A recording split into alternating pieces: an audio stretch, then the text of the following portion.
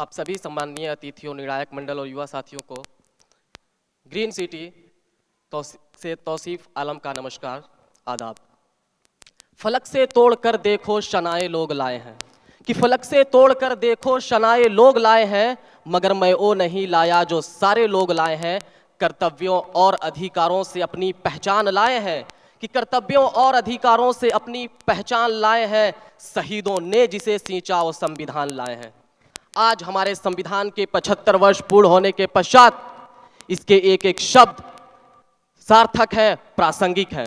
महोदय, हमारे प्राचीन सभ्यता के मानक वसुधैव कुटुंबकम और सत्यमेव जयते के विषय से प्रेरित हमारा यह संविधान केवल हमारे राष्ट्र के लिए ही नहीं अपितु पूरे विश्व के लिए प्रेरणा का स्रोत है।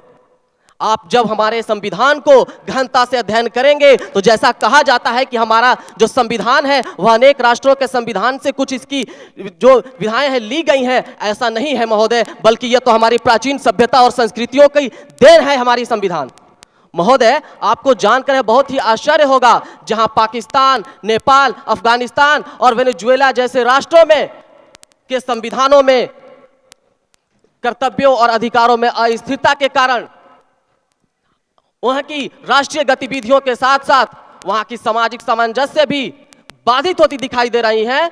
आपको यह जानकर हैरानी होगी, जहां आज 75 वर्ष पूर्ण होने के पश्चात हमारे संविधान के यूएसएसआर और सूडान और कोरिया जैसे राष्ट्र कहीं ना कहीं बढ़ते हुए नजर आए, वहां हमारा संविधान जो है यह हमारे देश को इतना मजबूत प्रदान किया, जहां अलग अलग जाति, धर्म, समुदाय के लोग, अलग अलग भाषा के लोग रहने के साथ साथ, जिसे अंग्रेजों ने कहा यह संविधान तो यह भारत तो 10 वर्ष तक भी नहीं चल पाएगा, वहां इस राष्ट्र ने 75 वर्षों की एक असीम वर्ष को पूरा किया और पूरे राष्ट्र के लिए प्रेरणा का स्रोत बना। महोदय, आपको यह जानकर आश्चर्य होगा, अगर हम अपने अधिकारों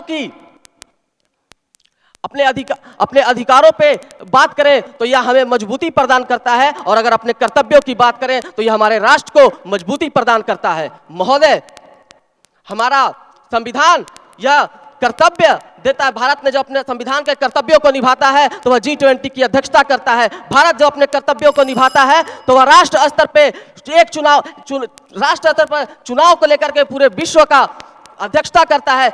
भारत जब